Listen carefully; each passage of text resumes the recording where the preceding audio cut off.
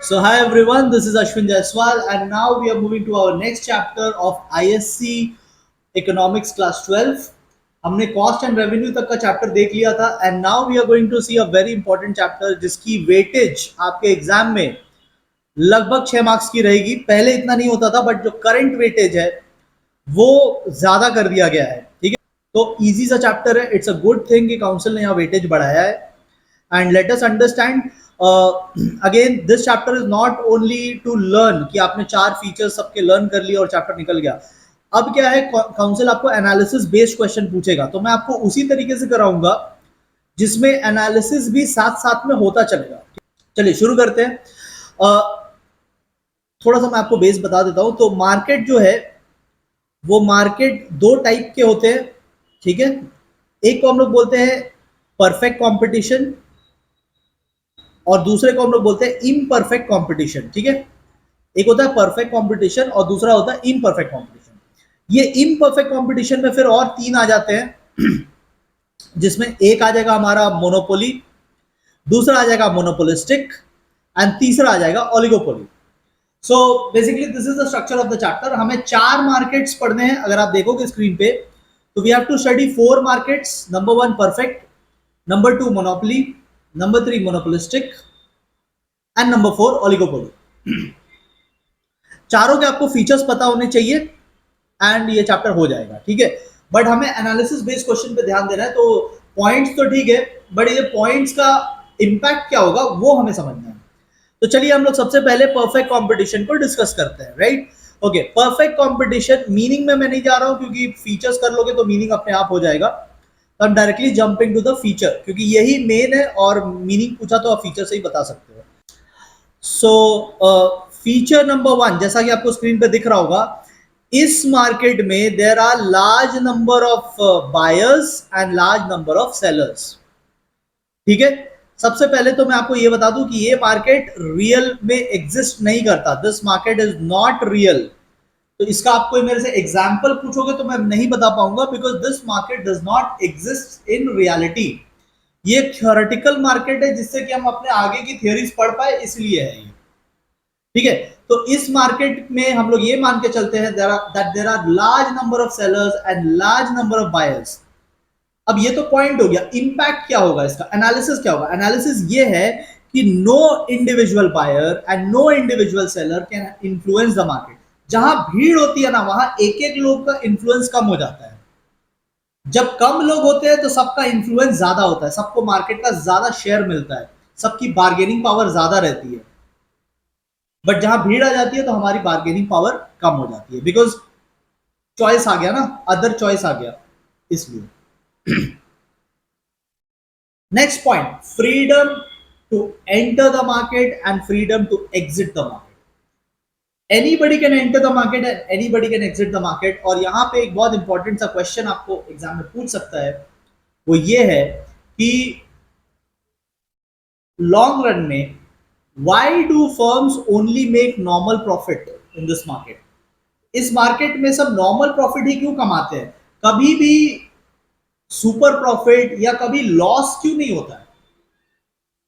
Why always normal profit? तो इसका मैं आपको एक्सप्लेनेशन देता हूं, ये एनालिसिस का पार्ट है। मान लेते हैं रेवेन्यू, मान लेते हैं रेवेन्यू इस मार्केट में 100 करोड़ की है। कितने? 100 करोड़ की रेवेन्यू है एंड नंबर ऑफ फर्म्स इस मार्केट में है 4। तो एक बात बताओ, अगर 100 करोड़ की रेवेन्यू मैं चारों में बांटू इक्वली एक बार के लिए तो सबके हाथ में कितना कितना आएगा? 25 करोड़ का रेवेन्यू आएगा सबके हाथ में। ओके, अगर मैं बोलूं कि इस मार्केट में रेवेन्यू बढ़ जा रही है, फेस्टिव सीजन आ रहा है, न्यू ईयर का टाइम आ रहा है, तो क्या होगा? रेवेन्यू इस मार्केट में बढ़ रही है और रेवेन्यू बढ़ के 125 करोड़ की रेवेन्यू होने वाली है। सारे फर्म्स खुश हो रहे हैं कि बहुत कस्टमर आएंगे, बहुत पैसे आएंगे। पता है लॉन्ग रन में ऐसा हो नहीं पाएगा। इस लॉन्ग रन में पहले तो 4 थे, आप देखोगे कि new people will join in because there is freedom to enter. Freedom to enter के चलते नए लोग आएंगे और अब फिर से प्रॉफिट जब बटेगा, फिर से रेवेन्यू जब बटेगा तो सबको फिर वही वही पहुंच जाएंगे जहां पहले थे। कुछ एक्स्ट्रा मिला नहीं, शुरू में मिलेगा जो लोग पहले से थे, 4 लोग थे ना पहले से, शुरू में थोड़ा बेनिफिट मिलेगा बट लॉन्ग रन की बात हो रही है, शॉर्ट टर्म की नहीं, लॉन्ग टर्म की बात हो रही है। लॉन्ग टर्म में कुछ नहीं होगा, लॉन्ग टर्म में नए लोग आ जाएंगे और वो एक्स्ट्रा जो प्रॉफिट हुआ था वो खा जाएंगे।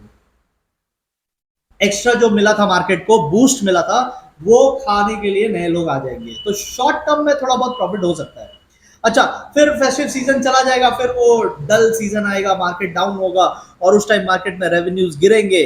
ठीक है, तो शुरू शुरू में तो सबको थोड़ा लॉस होगा शॉर्ट टर्म के लिए, बट हम लोग शॉर्ट टर्म की बात नहीं करेंगे, टॉकिंग अबाउट लॉन्ग टर्म। अब ऐसा टाइम आएगा तो देखो 5 लोग आ चुके थे, 5 लोग में से कुछ लोग छोड़ के चले जाएंगे, market freedom to exit also है, तो कुछ लोग छोड़ के चले जाएंगे और लास्ट में फिर आप जहां थे वहीं पहुंच जाएंगे। तो लॉन्ग रन में आप उधर ही पहुंचने वाले हो। थोड़ा बहुत शॉर्ट टर्म गेन हो सकता है, थोड़ा बहुत शॉर्ट टर्म लॉस हो सकता है, पर लॉन्ग रन में आप नॉर्मल प्रॉफिट ही कमाने वाले हो। ठीक है, ओके, नेक्स्ट पॉइंट है perfect knowledge about the market, which is why I am saying this market does not exist in reality. Because reality में ऐसा नहीं हो सकता। मैं आपको शॉर्ट में बोलूं, परफेक्ट नॉलेज मतलब सबको सब पता है, सबको सब पता है, जितने भी बायर्स है एंड जितने भी सेलर्स है उन्हें मार्केट का फुल नॉलेज है, which means no place for advertisement, because buyers know everything. Sellers को भी सब पता है, एवरीवन इज फुल्ली इन्फॉर्म। ये इस मार्केट का फीचर है। ठीक है, तो इसमें कोई हाई प्राइस चार्ज नहीं कर सकता। आपको एग्जाम में पूछेगा ना कि ये फीचर तो सब लर्न कर लेंगे, बट फीचर का इंपैक्ट क्या हुआ, मैं हर फीचर में आपको साथ साथ में इंपैक्ट बताते चल रहा हूं कि इससे फर्क क्या पड़ेगा। ठीक है ना, तो जैसे मैंने पहला वाला में बताया कि कोई इन्फ्लुएंस नहीं कर पाएगा, दूसरे वाले में मैंने आपको ये पूरा डिटेल में समझाया कि लॉन्ग रन में सब बराबर हो जाएंगे। ठीक है, तीसरे वाले में बोल रहा हूँ कि दाम बढ़ाने का मौका नहीं मिलेगा किसी को, क्योंकि सबको सब पता है ना, आप जहां दाम बढ़ाए कस्टमर दूसरे के यहाँ चला जाएगा, लार्ज नंबर ऑफ सेलर्स है, lot of option available. Next, homogeneous product. Homogeneous product का मतलब होता है इक्वल इन ऑल रिस्पेक्ट। तो सारे सेलर्स के जो प्रोडक्ट्स है, अगेन एक वेग पॉइंट है, इसीलिए तो बोल रहा हूं ना, ये मार्केट रियलिटी में एग्जिस्ट ही नहीं करता। होमोजीनियस प्रोडक्ट का मतलब है मेरा और तुम्हारा प्रोडक्ट बिल्कुल सेम रहेगा, फीचर्स में, कैरेक्टरिस्टिक, उनका मैन्युफैक्चरिंग डेट, उनकी क्वालिटी, उनका प्राइस, उनका हर चीज, मैन्युफैक्चरिंग डेट से लेके एक्सपायरी डेट तक एवरीथिंग विल बी सेम। ये फीचर है। ठीक है, and last, we are assuming that there is no transport cost, क्योंकि ट्रांसपोर्ट कॉस्ट जहां हमने जोड़ा वहां प्राइस हो जाएगा अलग अलग, और प्राइस हो जाएगा अलग अलग, तो यूनिफॉर्म प्राइस नहीं रहेगा ना। यूनिफॉर्म प्राइस नहीं रहेगा तो फिर हम हमारा जो पॉइंट नंबर 4 था, ये assumption तो गलत हो जाएगा। पॉइंट नंबर 4 में क्या बात किया था, that everything should be same. So मैं एक सेलर हूं, तुम एक सेलर हो, अगर हमारा ट्रांसपोर्टेशन कॉस्ट अलग अलग है, हमारी प्राइसिंग अलग हो जाएगी, फिर तो होमोजीनियस तो रहा नहीं फिर प्रोडक्ट। तो होमोजीनियस प्रोडक्ट मेंटेन करने के लिए हम लोग ये मान के चलते हैं कि चलो ट्रांसपोर्ट कॉस्ट को ही हटा दो। ठीक है, so this is the first market. Okay, next form of market is monopoly. तो अब इम्परफेक्ट में 3 होता है, मैंने आपको बताया था, उसमें आता है मोनोपोली। मोनोपोली में आप इंडियन रेलवेज का एग्जाम्पल मान के चल सकते हो, क्योंकि रेलवे तो देश में एक ही चला रहा है और वो है इंडियन रेलवेज। तो अगर आपको ट्रेन में जाना है तो you have only one option, आप इंडियन रेलवेज में ही जा सकते हैं। There is nothing called private railways, at least आज तक। ठीक है, तो सबसे पहली बात इसमें क्या होगा, इसमें सिंगल सेलर होगा। सिंगल मतलब वो नहीं जो आप है, सिंगल सेलर मतलब पूरे मार्केट में अकेला। ठीक है, पूरे मार्केट में अकेला सेलर होगा, राइट। अच्छा, रियलिटी में what is the thing, reality में क्या होता है ना कि हो सकता है there may be small players. ठीक है, तो लाइक अगर 90 टू 95% मार्केट भी आपने कैप्चर कर रखा है ना, तो भी आपको मोनोपोली ही बोलेंगे। ठीक है ना, तो सिंगल सुन के उतना भावुक मत हो जाना कि अकेला ही होगा, थोड़े बहुत छोटे मोटे प्लेयर्स हो ही सकते हैं। ठीक है, बट मेजोरिटी लाइक उसी के पास शेयर रहेगा, उसे भी हम लोग मोनोपोली ही कहते हैं इन रियलिटी। ठीक है, यस, यहां पे देखो, यहां पे आ रहा है impact, this is the impact. यही सब आपको एग्जाम में अब पूछेगा। पुराना जमाना गया, मैं बार बार बोल रहा हूं, वो सब पॉइंट पढ़ पढ़ के रट रट के अब आप एग्जाम नहीं दे पाएंगे। आपसे ये सब पूछेगा जो मैं आपको अभी समझा रहा हूं कि इसका फर्क क्या पड़ेगा।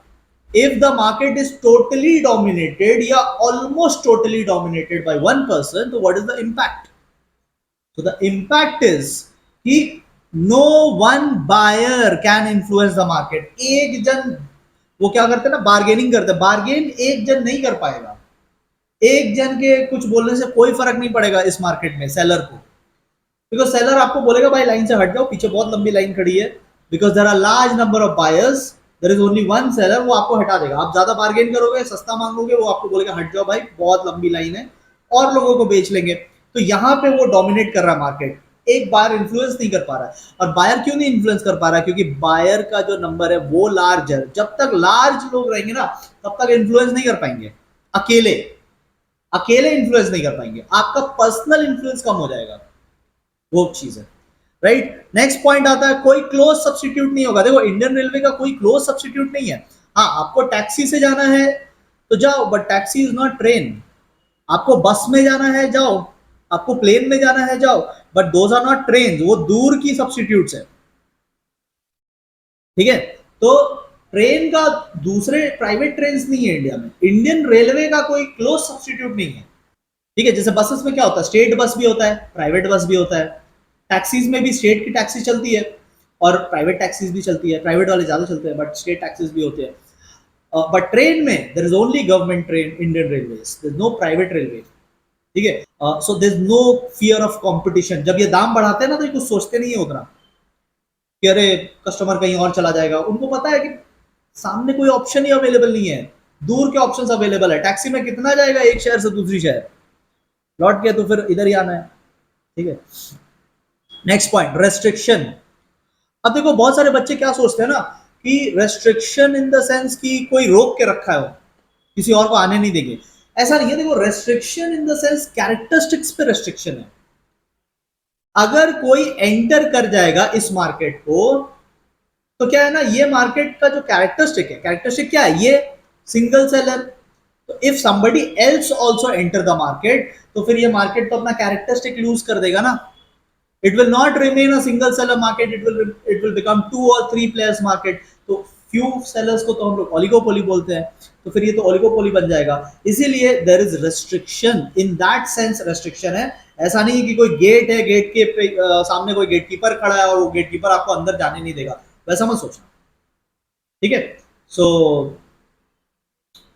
वो रेस्ट्रिक्शन है मार्केट में एंटर करने में। ठीक है, सो दैट मार्केट अपना कैरेक्टरिस्टिक लूज ना कर दे। लोग अगर आ गए तो ये मार्केट नहीं रहेगा फिर। ठीक है, 3-4 और प्राइवेट प्लेयर्स अगर आ गए तो फिर ये मार्केट नहीं रहेगा, फिर हम इसे मोनोपोली मार्केट नहीं कह पाएंगे, फिर हमें ओलिगोपोली कहना पड़ेगा। Yes, policy, there is possibility of price discrimination because the person can charge you, the seller can charge you different prices.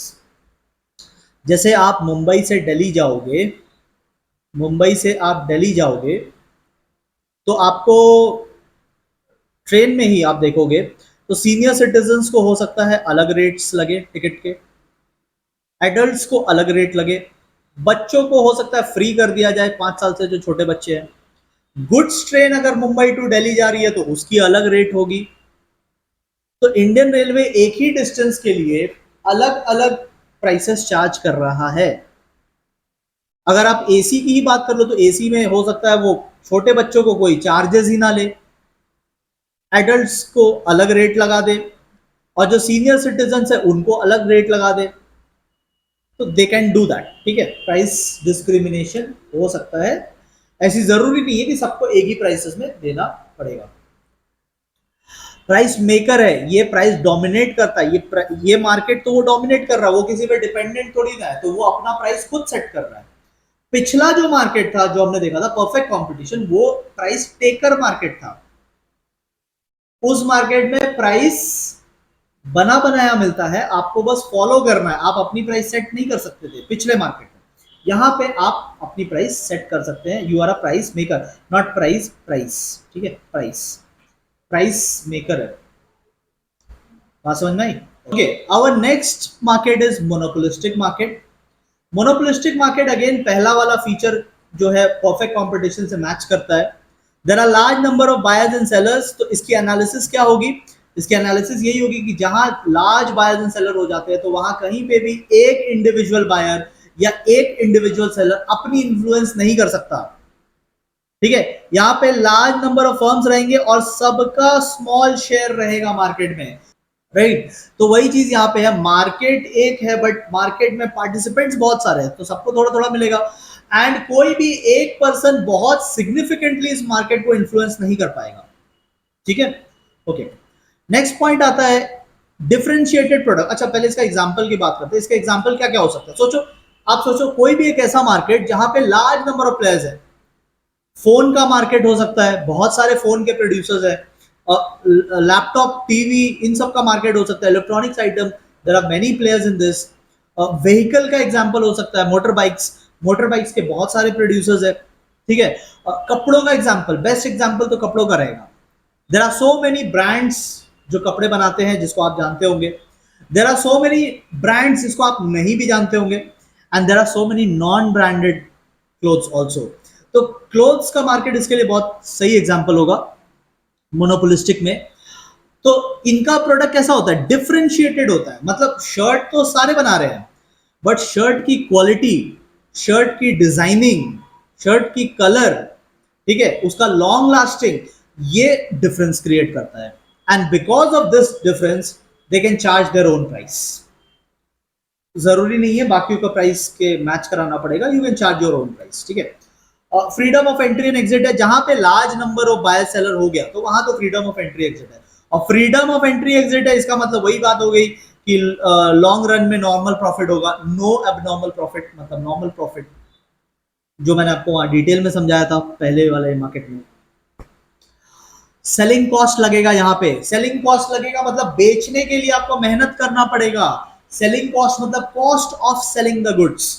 कैसे बेचोगे? एडवर्टाइजमेंट करना पड़ेगा आपको, सेल्स प्रमोशन एक्टिविटीज करने पड़ेंगे आपको। तो यहाँ पे ऐसा नहीं है कि पहला वाला मार्केट में क्या था ना, परफेक्ट नॉलेज था। याद है मैंने क्या बोला था? सबको सब पता है, वो पहले वाले मार्केट में। यहाँ पे सबको सब नहीं पता है। यहाँ पे अगर आपने कुछ अच्छा कपड़ा बनाया है तो बेचने के लिए आपको कॉस्ट लगाना पड़ेगा, आपको मेहनत करना पड़ेगा, आपको एडवर्टाइजमेंट का खर्चा उठाना पड़ेगा। That is selling cost. यहां पे जो लड़ाई होगी वो नॉन प्राइस लड़ाई होगी, नॉन प्राइस कंपटीशन होगा, ठीक है। नॉन प्राइस कंपटीशन देखो, जल्दी से मैं बताता हूं आपको। बहुत पुरानी बात है, मतलब ऑलमोस्ट 2005, 2006, 2004 उस जमाने की बात है। जो सिम कार्ड की कंपनीज होती है ना, जो फोन में सिम कार्ड लगता है हमारा, उस टाइम में बहुत सारी कंपनीज थी। एयरसेल था, एयरटेल जो अभी भी है, रिलायंस था, वो दूसरे वाले अंबानी का, वो अनिल अंबानी का रिलायंस था, ठीक है। टाटा डोकोमो था। There were many many many cellphone companies उस टाइम, सिम कार्ड वाली कंपनीज। तो वो लोग क्या करते थे, वो लोग उस टाइम ना पहले जो उनका रिचार्ज का प्लान था, वो लोग ना उसकी प्राइस घटाते जा रहे थे। Everyone was reducing there price, competition में एक दूसरे से कंपटीशन कर रहे थे, और इतना सस्ता कर दिया था कि वो लोग लॉस में जाने लगे। तो फिर उनको अकल आई, उनको लगा कि यार ऐसे लड़ाई नहीं करना चाहिए, हमें प्राइसेस में लड़ाई नहीं करनी चाहिए, क्योंकि प्राइस में लड़ाई करने से सबका लॉस है। तब जाके उन्होंने ये प्राइस वॉर रोका, और फिर नॉन प्राइस कंपटीशन में आ गए। नॉन प्राइस कंपटीशन मतलब कंपटीशन जो करेंगे वो प्राइस में नहीं करेंगे, कोई फीचर में करेंगे। मैं तुमको कुछ एडिशनल फीचर दूंगा, मैं तुमको कुछ एडिशनल बेनिफिट दूंगा, दाम नहीं कम करूंगा। I am not going to reduce the price, I will give you more benefits. तो they are going to not fight on price, non price competition करेंगे, दूसरे तरीके से compete करेंगे, एडवर्टाइजमेंट में compete करेंगे, प्रोडक्ट का क्वालिटी इंप्रूव करके compete करेंगे, प्राइस में कंपटीशन नहीं करेंगे। So this is monopolistic competition. Okay, तो लास्ट जो मार्केट हम लोग डिस्कस कर रहे हैं वो है ओलिगोपोली मार्केट। ओलिगोपोली ऐसा मार्केट होता है जहां पे इंटेंस कंपटीशन होता है। यहाँ पे क्या होता है ना, मार्केट फ्यू सेलर्स होते हैं। देखो यहाँ पे फ्यू बिग सेलर्स। जैसे कोल्ड ड्रिंक्स का मार्केट हो गया, मोस्टली जो डोमिनेटेड है, it is dominated by Pepsi and Coca Cola. बाकी जो है वो सब इन्हीं के है, इन्हीं का खरीदा हुआ है, ठीक है। बहुत कम ही आपको अदर प्लेयर्स मिलेंगे। तो पेप्सी एंड कोका कोला हो गया इसका एग्जांपल ओलिगोपोली मार्केट का, ठीक है। आपको अगर कोई एग्जांपल आ रहा है तो आप इसको कमेंट में बताना, ओलिगोपोली का एग्जांपल जहां पे ओनली फ्यू सेलर्स होंगे। पिज्जा का मार्केट देख लो, डोमिनोज है, पिज्जा हट है, बाकी सब लोकल है, ठीक है। बड़े लेवल पे सिर्फ डोमिनोज और पिज्जा हट है, बाकी सब तो लोकल है ना।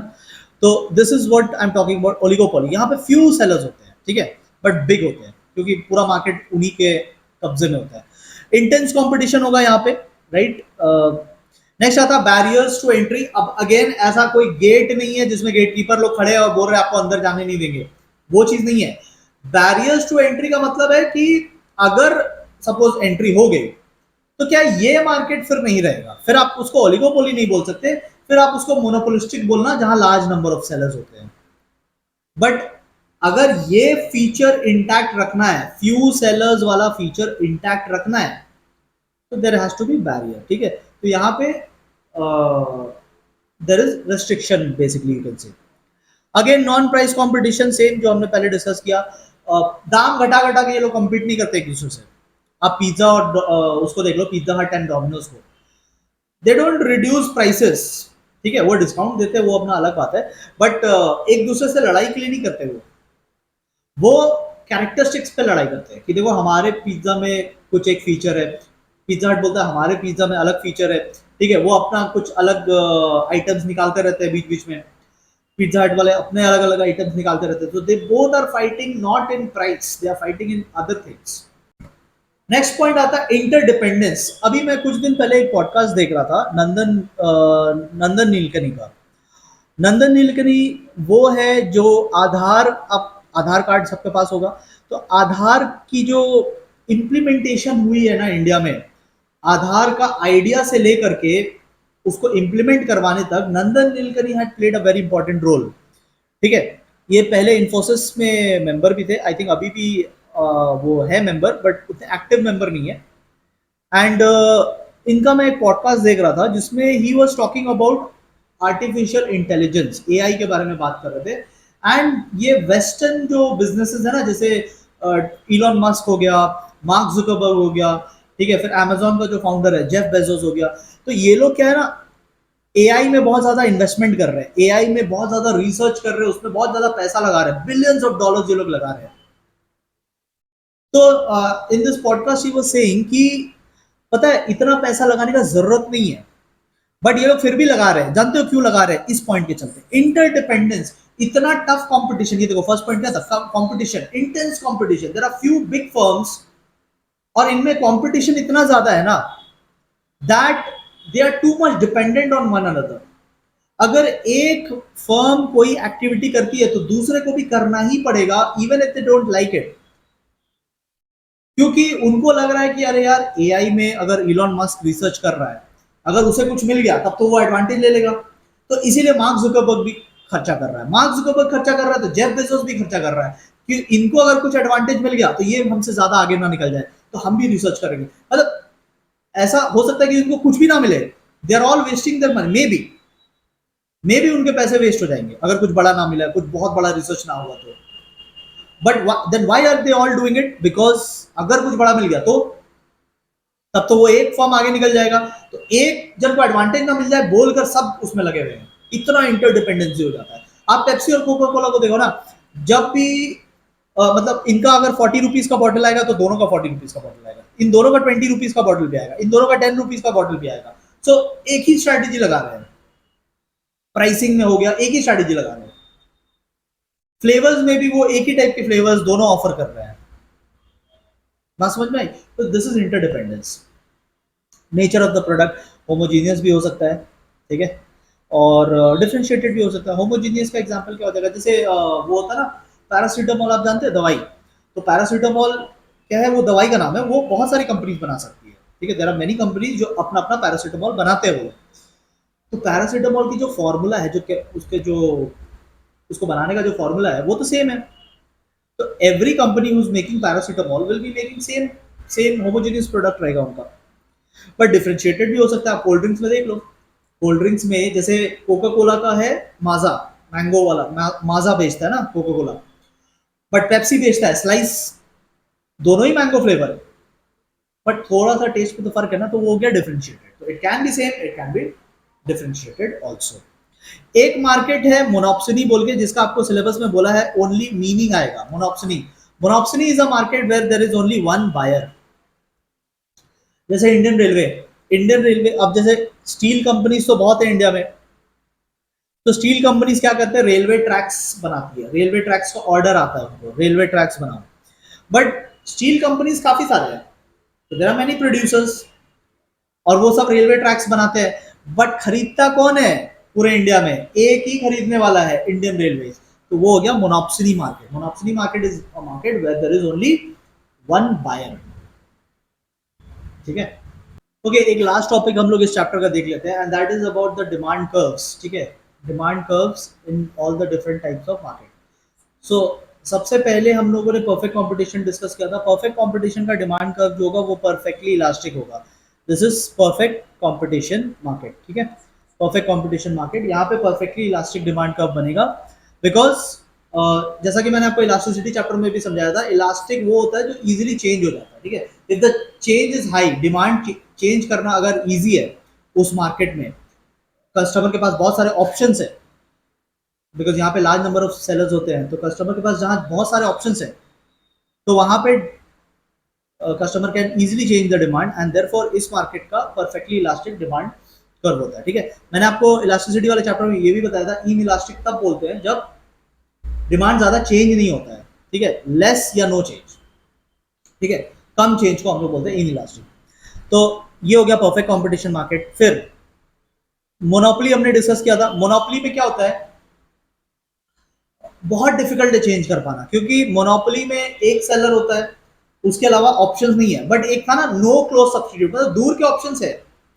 तो यहाँ पे डिमांड कर्व जो होगा वो इन इलास्टिक होगा, काफी ज्यादा इन इलास्टिक होगा। ये होगा मोनोपोली, काफी ज्यादा इन इलास्टिक होगा। This will be monopoly market. ठीक है, तो पूरा इसको वर्टिकल मत कर देना, क्योंकि दूर के सब्स्टिट्यूट तो है ही। और मैंने आपको बोला था इन रियलिटी कभी भी, मतलब इंडियन रेलवेज तो एक्सेप्शन है, बट एक्चुअली में कहीं 100% उतना होता नहीं है। 85-90% इनको भी मोनोपोली ही बोलते हैं। तो बाकी 10-15% तो और लोग हैं ना, तो there there is a few option, there are few options. अच्छा, फिर मोनोपोलिस्टिक हमने किया था। तो मोनोपोलिस्टिक में इन दोनों के बीच में रहेगा मोनोपोलिस्टिक,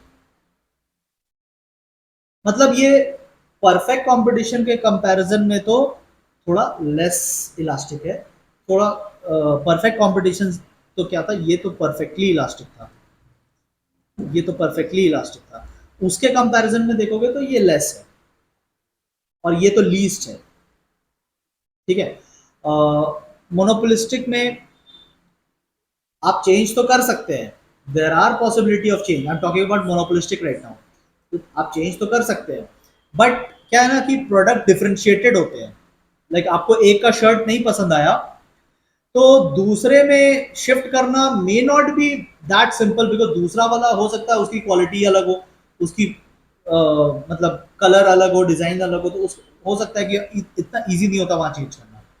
ठीक है, तो चेंज करना पॉसिबल है, ऑफ कोर्स पॉसिबल है, चेंज करना तो पॉसिबल है, but not as much as perfect competition.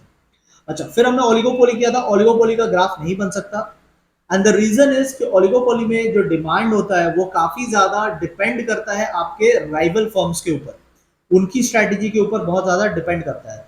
तो आपका ग्राफ एग्जैक्टली क्या शेप लेगा, वो शेप बना पाना पॉसिबल नहीं है, because of too much dependency on rival firms. ठीक है, so with this we have completed this chapter. ठीक है, आपको ये चैप्टर कैसा लगा आप ये जरूर बताइएगा, नीचे कमेंट सेक्शन में जरूर बताइएगा। आपको कुछ भी पूछना है इस चैप्टर से रिलेटेड, तो आप इस चैप्टर से रिलेटेड डाउट्स भी नीचे पूछ सकते हैं। ठीक है, इसके बाद हम लोग एक बहुत इंपॉर्टेंट चैप्टर करेंगे, और मैं चैप्टर नंबर 10 और 11 एक साथ करवाऊंगा।